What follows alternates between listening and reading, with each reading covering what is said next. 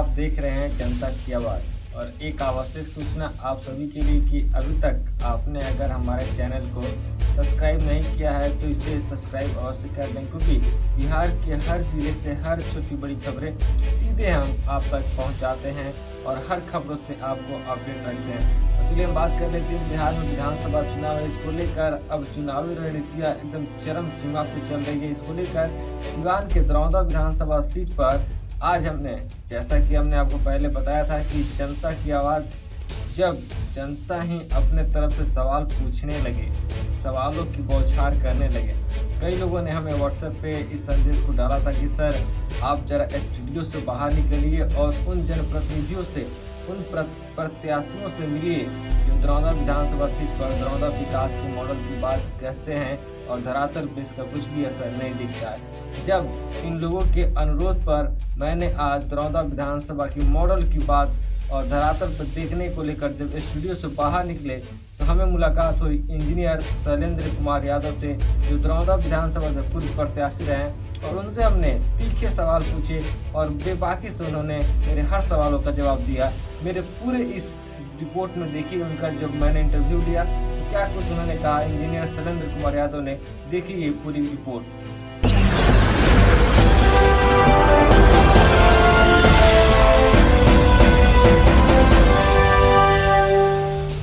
ब्रजेश और आप देख रहे हैं जनता की आवाज़। और जिस तरह सिवान जिले के दरौंदा विधानसभा सीट पे लगातार घमासान छिड़ा हुआ है, पार्टी किनको टिकट देगी नहीं देगी, निर्दलीय चुनाव लड़ेंगे या फिर कोई पार्टी से टिकट लेकर आकर चुनाव लड़ेंगे, ऐसे में चुनावी जो विधानसभा चुनावी दौरा है, लगातार प्रत्याशी अपने अपने क्षेत्र में जनसंपर्क कर रहे हैं। ऐसे में जब हमने स्टूडियो से बाहर निकला, काफ़ी लोगों का, आम जनता का सवाल था कि सर आप स्टूडियो से ज़रा बाहर निकलिए और उन प्रतिनिधियों से मिलिए, उन प्रत्याशियों से मिलिए जो दरौंदा विकास के मॉडल की बात कहते हैं। तो सबसे पहले हम जैसे ही क्षेत्र में उतरे, हमें मिल गए पूर्व प्रत्याशी इंजीनियर शैलेंद्र कुमार यादव। इनको भली भांति आप पहचानते होंगे, ये किसी पहचान के मोहताज नहीं है और इनसे हम सीधा सा सवाल करेंगे जो जनता का सवाल है।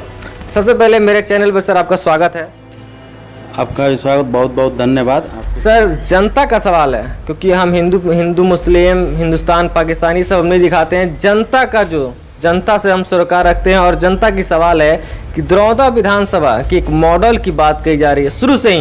शुरू से ही एक विकास की मॉडल की बात कही जा रही है। इसमें कितनी सच्चाई है? धरातल पे जब हम उतरे तो दरौंदा ब्लॉक परिसर जो है उससे थाना परिसर जो मुख्य सड़क जोड़ती है, उस सड़क की स्थिति ऐसी है, कभी आप गए होंगे उस सड़क को तो देखते होंगे कितना धरातल में विकास हुआ है और विकास का मॉडल का ही नाम दिया जाता है। इसमें कितनी सच्चाई आई है, हम आपसे जानना चाहेंगे। देखिए, बहुत बड़ी आपने समस्या उठाई और ज्वलंत मुद्दा आपने उठाया है। यहाँ उपचुनाव में 2019 में लड़ा, यहाँ से जीते हुए निर्दलीय प्रत्याशी की जीत हुई। बहुत सारे ख्वाब दिखाए थे वो कि 6 महीना में हम इसको टोक्यो और जापान बना देंगे, सारे रोड बना देंगे, ये कर देंगे। तो झूठा आश्वासन नहीं देना चाहिए। रहा जहाँ तक सवाल, यहाँ 15 साल से, जब से ये 2010 से विधानसभा बना है, तब से ये बार बार आ रहा है कि विकास मॉडल, दरौंदा को विकास मॉडल कहा जाता है।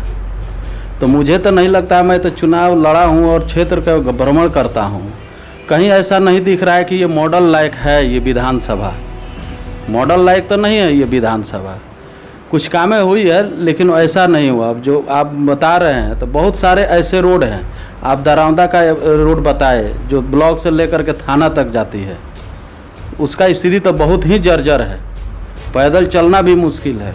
अभी 1 महीने पहले जैसे बाढ़ जैसे हालात कई प्रखंड क्षेत्रों में हुए थे, ऐसे में वहाँ की वस्तु स्थिति जो थी काफ़ी गंभीर हो गई थी। वहाँ से आप पैदल अगर जाते हैं तो अगर आप पैर फिसल गया तो गिरे तो जाहिर तौर पे आपका सिर में चोट और गंभीर चोटें लग सकती हैं। आपने कभी उस चीज़ को देखा है बखूबी जाकर वहाँ पे? देखिए, मैंने सब कुछ देखा है जा कर के, मैं गया भी था और देखा भी हूँ। इस सारी परिस्थितियों से अवगत हूँ मैं। केवल दरौंदा का ही ब्लॉक का ये सवाल नहीं है, आप हसनपुरा चलिए, सिसवन ब्लॉक चलिए, उसमें बहुत सारे रोड है। सिसवन में चलिए तो एक है भीखपुर होते हुए जाती है सनबरिसा और नौलपुर की रोड है, उसको स्थिति देख लीजिए। वो तो रोड जो है वो राजनीति का मुझे लगता है कि वो मुद्दा ही बन गया है। जो जाता है वही कहता है कि हम बनवा देंगे, 24 को रिजल्ट होता है कहता है कि 25 को बनवा देंगे। तो ये इस तरह का लेमैन ही बोल सकता है कि मैं 24 को रिजल्ट होगा 25 को बनवा दूंगा, इसलिए कि रोड बनवाने के समय सीमा निर्धारित रहती है और उसका टेंडर प्रक्रिया सारा चीज़ होता है, लेकिन लोग बरगला करके वोट ले लेते हैं। तो इस बार जनता झांसे में नहीं आने वाली है, वो खूबी समझ चुकी है, यही एथी है। यानी कुल मिलाकर आप कहना चाहते हैं कि जनता को सिर्फ जुमलेबाजी और लॉलीपॉप दिखाकर उनसे वोट की राजनीति की जाती है। वोट लेने के बाद कोई पूछने तक नहीं जाता आम जनता के पास, कोई पूछने नहीं जाता है। जब चुनाव आ रहा है, अभी नज़दीक आया भी था, उस समय भी जनता देखी होगी, जब चुनाव आ रहा है तो लोग जाएंगे, बहुत प्यार से बोलेंगे। उस समय बाबू, भैया, चाचा, काका नाम लेकर के जी लगा करके बोलते हैं लोग। लेकिन चुनाव बीतने के बाद, रिजल्ट होने के बाद कोई किसी को नहीं एथी कर। चलिए, एक बात तो क्लियर हो गई कि चुनाव जब आते हैं तो प्रत्याशी क्षेत्र में जाते हैं, नेतागण भी क्षेत्र में जाते हैं और जाकर लोगों को, जो आम जनता है, उनको परगला कर, जुमलेबाजी दिखाकर उनसे वोट बैंक की राजनीति लेकर अपनी जीत हासिल कर लेते हैं। चलिए, दूसरा सवाल मेरा ये है आपसे कि विधानसभा चुनाव करीब है, कोरोना काल को देखते हुए इलेक्शन कमीशन, जो चुनाव आयोग है, वो कह रहा है कि 5 ही आदमी को लेकर जनसंपर्क करना है। ऐसे में कितना अहम होगा कि 5 लोगों को लेकर क्या आप लोग विजिट कर सकेंगे क्षेत्र में? क्या 5 लोग, चुनाव आयोग जिस तरह कह रहा है कि 5 लोगों को सोशल डिस्टेंसिंग और मास्क का प्रयोग करते हुए क्षेत्र भ्रमण करना है, ये कहाँ तक सही है और लोग कितना इसका आप अनुपालन करेंगे? देखिए, चुनाव आयोग की एक संवैधानिक पद है, चुनाव कराना उसका कर्तव्य है कि ड्यू टाइम पर चुनाव करा ले। वो अपने हिसाब से चुनाव आयोग सारी प्रक्रिया पूरा कर चुका है। लेकिन ये कोरोना महामारी काल में जो चुनाव कराना है, इसके लिए जो नियम गाइडलाइन निकाला गया है चुनाव आयोग के तहत, वो पेपर पर लिख दिया गया है। पेपर पर बहुत अच्छा शोभा देता है कि 5 आदमी के साथ घूमना है, मीटिंग करना है तो सोशल डिस्टेंसिंग मेंटेन करना है। लेकिन क्या आज एक बाज़ार में जा कर के देखिए, मार्केट खुलता है, एक दुकान खुलता है, क्या सोशल डिस्टेंसिंग मेंटेन होता है? कोई मास्क लगाता है?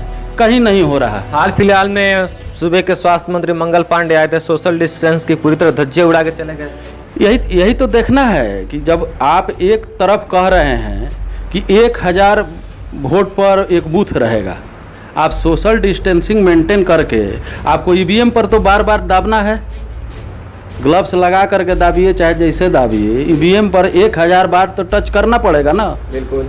तो कोरोना का फैलाव तो होगा।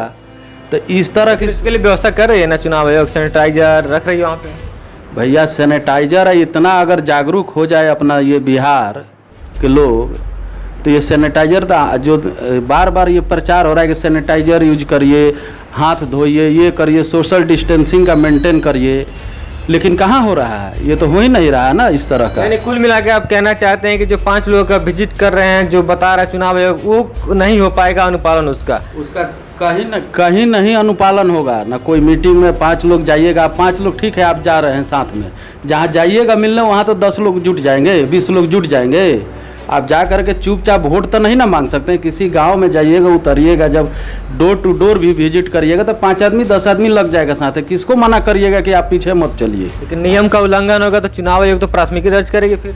यही तो है। तो इससे तो बेटर होगा कि ये सब लफड़ा में पड़ने से बेटर होगा कि चुनाव को ही टाल दिया जाए, चुनाव ही नहीं हो। जब इसका वैक्सीन आ जाए, अपने देश में वैक्सीन आ जाए, सारे लोग ले ले, उसके बाद चुनाव कहा जाए। चुनाव की हड़बड़ी क्यों है इतनी भाई?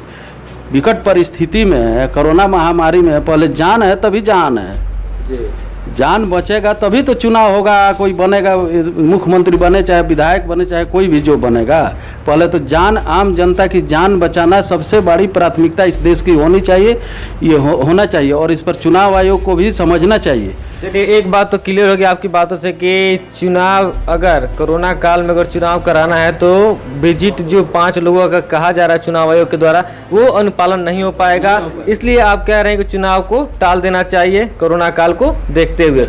चलिए, अब तीसरा सवाल मेरा एक अहम सवाल हो जाता है कि बिहार विधानसभा चुनाव तो अब समय पे ही होगा, इसको लेकर चुनाव आयोग भी तारीख तक तय कर दी है कि जो होगा अब समय सारणी पे ही किया जाएगा। ऐसे में आप भी चुनाव लड़ने के मूड में हैं, किस पार्टी से आपको टिकट के लिए आप प्रयासरत हैं और कौन सी पार्टी से टिकट आपको मिलेगा, या फिर पहले की तरह निर्दलीय ही आप चुनाव लड़िएगा?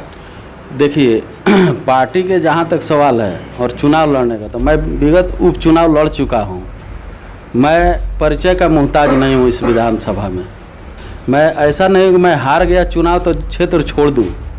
मैं क्षेत्र में लगातार लगा हूँ, जनसंपर्क करते आ रहा हूँ। पार्टी का जहाँ तक सवाल है तो मैं गठबंधन से ही चुनाव लड़ूंगा। ये निश्चित है कि मैं गठबंधन से ही चुनाव लड़ूंगा। चुनाव मुझे लड़ना है। यानी कौन से गठबंधन से लड़ेंगे? बीजेपी, जदयू या फिर राजद, कांग्रेस? नहीं, गठबंधन तो यूपीए ही है, गठबंधन है ना, उसी से लड़ूंगा। अभी तो सीट का तो बंटवारा होने दीजिए। अभी तो बहुत लोग आ रहे हैं, जा रहे हैं, कह रहे हैं कि क्लियर हो गया है टिकट मेरा, तो मुझे तो चुनाव लड़ना है। मैं पिछले बार भी चुनाव लड़ा हूँ, इस बार भी चुनाव लड़ूंगा। अगर एनडीए से आपको टिकट न मिले तो उस परिस्थिति में आप क्या करेंगे? देखिए चुनाव तो मुझे लड़ना है। मैं चुनाव लड़ा हूँ, उपचुनाव लड़ा हूँ, मेन चुनाव लड़ना है, मेरा टारगेट है। उसमें कहाँ सवाल है कि नहीं चुनाव लड़ना। टिकट तो जनता देती है ना, टिकट जनता मन बना ली। जनता मन बनाई तो व्यास सिंह जीते ना, या निर्दलीय ना जीते। दोनों पार्टियां, दोनों टिकट बेटिकट हुआ कि नहीं हुआ? ये इसी दरौंदा विधानसभा में विगत 6 महीना पहले। तो जनता चाहेगी, जनता अगर सेवा करने का मौका देगी तो मैं चुनाव अवश्य लड़ूंगा। जी तो बिल्कुल, देखिए ये इंजीनियर शैलेंद्र कुमार यादव थे जो दरौंदा विधानसभा से पूर्व प्रत्याशी थे, और इनका सीधा तौर पे कहना है कि जो वर्तमान विधायक है वो लोगों से सिर्फ जुमलेबाजी करके, वोट बैंक की राजनीति करके वो जीत हासिल किए हैं, लेकिन धरातल पे जो मॉडल की बात कही जाती है वो कहीं नहीं दिखाई दे रहा है। इनका सीधा तौर पे कहना है। दूसरा सवाल यहाँ पे इनका है कि अगर ये पार्टी लेवल से भी ये प्रयासरत हैं कि इनको अगर पार्टी से, किसी भी पार्टी से अगर टिकट मिलती है तो वो क्षेत्र में पार्टी के सिंबल लेकर उतरेंगे, अगर नहीं मिलती है तो वो निर्दलीय भी चुनाव लड़ने के लिए सक्षम है। इसको लेकर वो जनता से अपील भी कर रहे हैं कि आप इस चीज़ को बखूबी समझें और निर्दलीय अगर हम चुनाव लड़ें या पार्टी बेस पे लड़ें, आप हमें समर्थन करें और मेरा पहला जो प्राथमिकता होगा वो विकास ही होगा। फिलहाल अगले किसी और प्रत्याशी से हम बात करेंगे और जानेंगे कि दरौंदा विकास की जो मॉडल की बात कही जाती है वो कितनी सच्चाइयाँ है धरातल पे। कैमरामैन आकाश के साथ ब्रजेश तिवारी, दरौंदा।